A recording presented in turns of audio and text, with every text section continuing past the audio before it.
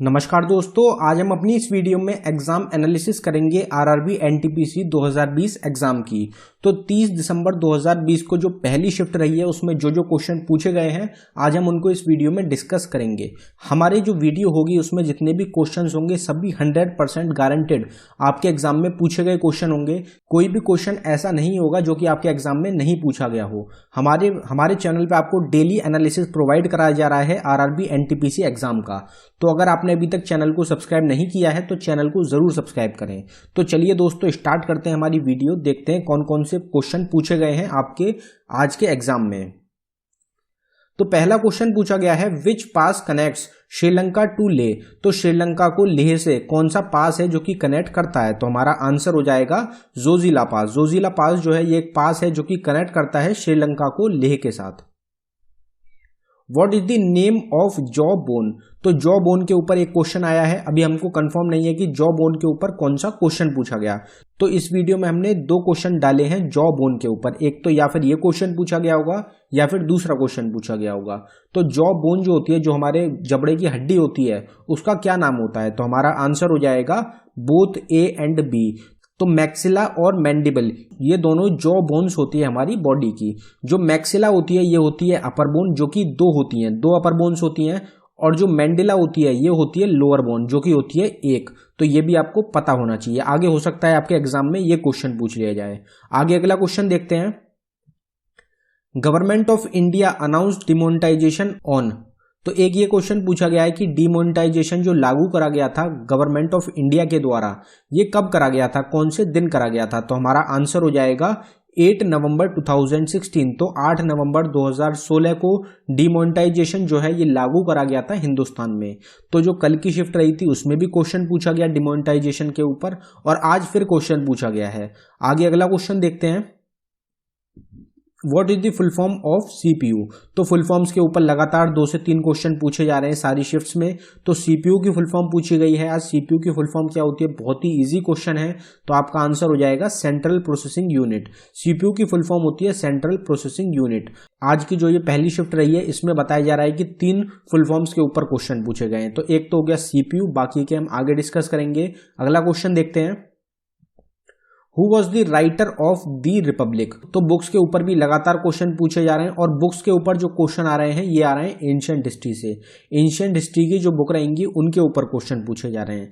तो दी रिपब्लिक जो बुक है ये किसके द्वारा लिखी गई है? तो हमारा आंसर हो जाएगा प्लाटो। प्लाटो जो है इनके द्वारा बुक लिखी गई है जिसका नाम रहेगा दी रिपब्लिक।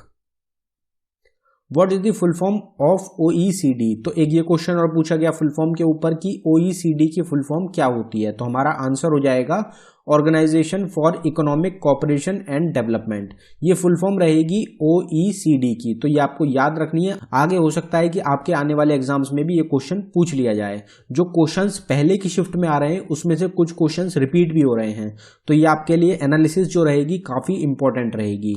और कुछ जो स्टूडेंट्स हैं हमारे उनके द्वारा बताया जा रहा है कि OECD की फुल फॉर्म नहीं पूछी गई थी, इसकी हेडक्वार्टर पूछा गया था।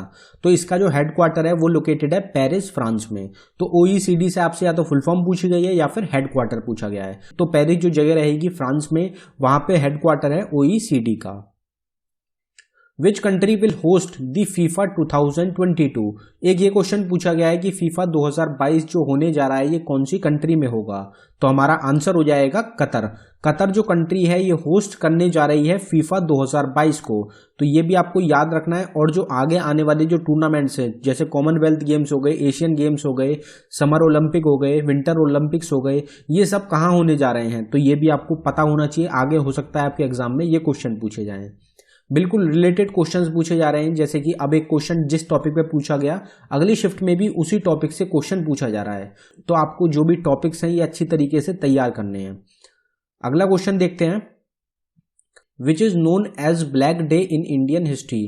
तो इंडियन हिस्ट्री में ब्लैक डे के नाम से किसको जाना जाता है? तो हमारा आंसर हो जाएगा 27 अक्टूबर 1947 को। 27 अक्टूबर 1947 को साइन करा गया था, जिससे कि जो ये विवाद हुआ था, जो कश्मीर का विवाद है हिंदुस्तान और पाकिस्तान के बीच में, ये स्टार्ट हुआ था। उसी साइन की वजह से इसी तारीख को ये जो विवाद था कश्मीर का ये स्टार्ट हुआ था। तो ये आपको याद रखना है। Bering Strait in Pacific Ocean is between Alaska and dash. तो बेरिंग स्ट्रेट जो है ये कौन कौन सी दो कंट्रियों के बीच में है? तो अलास्का जो है ये एक पार्ट है अमेरिका का, तो अलास्का या फिर कह सकते हैं हम अमेरिका और कौन सी कंट्री हैं जो कि सेपरेट होती हैं बेरिंग स्ट्रेट से? तो हमारा आंसर हो जाएगा रशिया। तो अमेरिका और रशिया जो दोनों कंट्रीज हैं इन दोनों को सेपरेट करता है बेरिंग स्ट्रेट, जो कि पाया जाता है पैसिफिक ओशन में। तो ये आपको याद रखना है, इंपॉर्टेंट रहता है। What is the economic capital of south Africa? तो साउथ अफ्रीका के ऊपर एक क्वेश्चन पूछा गया है, या तो ये क्वेश्चन पूछा गया था कि इकोनॉमिक कैपिटल कौन सी है साउथ अफ्रीका की, या फिर ये पूछा गया था कि साउथ अफ्रीका की कैपिटल क्या है। तो हमारा आंसर हो जाएगा केप टाउन। तो केप टाउन जो है ये इकोनॉमिक कैपिटल है साउथ अफ्रीका की। एडमिनिस्ट्रेटिव कैपिटल कौन सी रहेगी? तो वो हो जाएगी प्रिटोरिया। प्रिटोरिया जो है ये एडमिनिस्ट्रेटिव कैपिटल है और इकोनॉमिक कैपिटल है केप टाउन। तो ये आपको याद रखना है, आगे हो सकता है कि आपसे प्रिटोरिया के ऊपर क्वेश्चन पूछा जाए। Concept of big bang theory was given by. तो बिग बैंग थ्योरी जो है इसका जो कॉन्सेप्ट दिया गया था स्टार्टिंग में, सबसे पहले जो दिया गया था वो किसके द्वारा दिया गया था? तो हमारा आंसर हो जाएगा जॉर्ज लेमेट्रे। जॉर्ज लेमेट्रे जो है इनके द्वारा पहली बार कॉन्सेप्ट दिया गया था बिग बैंग थ्योरी का।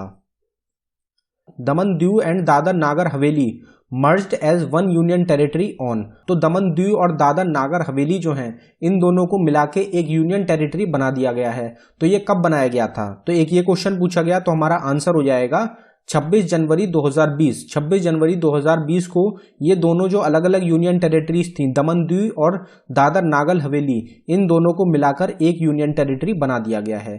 इससे पहले जो थी 26 जनवरी 2020 से पहले टोटल 9 यूनियन टेरिटरीज थी हिंदुस्तान में, लेकिन अब प्रेजेंट टाइम में 8 यूनियन टेरिटरी हैं। तो ये भी आपको पता होना चाहिए। Gobi desert is located in which country? तो एक गोबी डेजर्ट के ऊपर क्वेश्चन पूछा गया है कि गोबी डेजर्ट जो है ये कौन सी कंट्री में है? तो हमारा आंसर हो जाएगा मंगोलिया। तो मंगोलिया जो कंट्री है इसमें लोकेटेड है गोबी डेजर्ट। तो ये क्वेश्चन भी पूछा गया है आज की शिफ्ट में। Who is the head of IBM India? तो IBM जो कंपनी है उसके इंडियन CEO जो हैं ये पूछे गए हैं आज के एग्जाम में। तो हमारा आंसर रहेगा अरविंद कृष्णा। अरविंद कृष्णा जो है ये CEO रहेंगे IBM इंडिया के। Who is the new president of America? तो ये आप सबको पता ही होगा कि अमेरिका के नए प्रेसिडेंट कौन चुने गए हैं। तो हमारा आंसर हो जाएगा जो बिडेन। जो बिडेन जो है ये नए प्रेसिडेंट चुने गए हैं अमेरिका कंट्री के, और कमला हैरिस जो रहेंगी ये रहेंगी वाइस प्रेसिडेंट। तो ये आपको याद रखना है, हो सकता है आगे कमला हैरिस के ऊपर पूछ लिया जाए। Telangana was formed as the new state of India in. तो तेलंगाना जो है ये आंध्र प्रदेश से अलग होकर नई स्टेट बनी थी हिंदुस्तान की, कौन से साल में? तो हमारा आंसर हो जाएगा 2014। 2014 में तेलंगाना जो स्टेट है इसको नया स्टेट का दर्जा दे दिया गया था। Partition of Bengal was done in.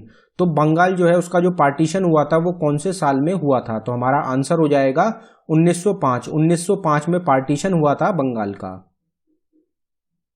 Mahavir was also known by the name. तो एक ये क्वेश्चन पूछा गया है कि 24 तीर्थंकर जो थे महावीर, उनका असली नाम क्या था? तो हमारा आंसर हो जाएगा वर्धमान। वर्धमान जो था ये असली नाम था या फिर दूसरा नाम था महावीर का। Who was the founder of slave dynasty? तो स्लेव डायनेस्टी के ऊपर क्वेश्चन पूछा गया कि स्लेव डायनेस्टी या फिर जिसको कि ममलूक डायनेस्टी के नाम से भी जाना जाता है, इसके फाउंडर कौन थे? तो हमारा आंसर हो जाएगा कुतुबुद्दीन ऐबक। कुतुबुद्दीन ऐबक जो थे ये फाउंडर रहेंगे स्लेव डायनेस्टी के, और स्लेव डायनेस्टी की इकलौती महिला शासक कौन थी? तो वो रहेंगी Razia Sultan. Who is the CM of Goa state? तो स्टेट के CM के ऊपर हर शिफ्ट में क्वेश्चन एक जरूर पूछा जा रहा है। तो गोवा स्टेट जो है उसके करंट CM कौन है? तो हमारा आंसर हो जाएगा प्रमोद सावंत। प्रमोद सावंत जो है ये चीफ मिनिस्टर हैं गोवा स्टेट के। Who is the chairman of the 15th finance commission? तो 15वीं फाइनेंस कमीशन के चेयरमैन कौन है? काफी बार एग्जाम्स में ये क्वेश्चन जरूर पूछा जाता है। तो हमारा आंसर हो जाएगा NK सिंह। NK सिंह जो है ये चेयरमैन है 15th फाइनेंस कमीशन के। तो ये क्वेश्चन एग्जाम में जरूर पूछा जाता है, हो सकता है कि 14th फाइनेंस कमीशन भी पूछ लें आपसे, तो वो भी आपको याद रखना है। Which is the strongest bone in human body? तो हमारा आंसर हो जाएगा जॉ बोन। जॉ बोन जो होती है, जो हमारे जबड़े की हड्डी होती है, ये स्ट्रॉन्गेस्ट बोन होती है हमारी बॉडी की। तो या तो ये क्वेश्चन पूछा गया है आपसे जॉ बोन के ऊपर, या फिर जॉ बोन का नाम पूछा गया था, इन दोनों में से एक क्वेश्चन पूछा गया है। Structure of atom was discovered by. तो एक ये क्वेश्चन पूछा गया कि स्ट्रक्चर ऑफ एटम जो है ये किसके द्वारा डिस्कवर करा गया था, इसकी खोज किसने करी थी। तो हमारा आंसर हो जाएगा रदरफोर्ड एंड बोर। रदरफोर्ड और बोर इन दोनों के द्वारा डिस्कवरी करी गई थी, खोज करी गई थी स्ट्रक्चर ऑफ एटम की। तो दोस्तों ये हमारी वीडियो का आखिरी क्वेश्चन। अगर आपको वीडियो पसंद आई हो तो वीडियो को लाइक जरूर करें और साथ ही हमारे चैनल को सब्सक्राइब कर लें। और हम अपने डिस्क्रिप्शन में आपको 3 प्लेलिस्ट के लिंक प्रोवाइड करा रहे हैं।